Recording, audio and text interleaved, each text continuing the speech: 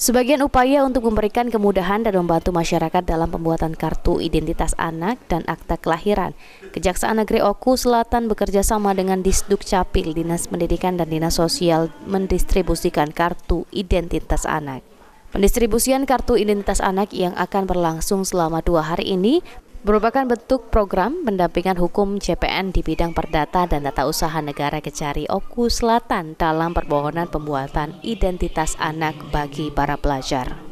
Pengantaran atau pendistribusian kartu identitas anak secara langsung ini juga merupakan bentuk pelayanan publik CPN Kejari Oku Selatan bersama Disduk Capil dan pendampingan hukum yang mana selaras dengan pemerintah Kejati Sumatera Selatan. Sejak program pendampingan hukum oleh CPN Kejari Oku Selatan pada awal 2024 ini, sudah terdaftar 1.200 orang anak yang telah didampingi untuk percepatan penerbitan KIA. Dari jumlah tersebut terdapat 700 orang anak yang KIA-nya telah terbit dan akan diserahkan secara langsung.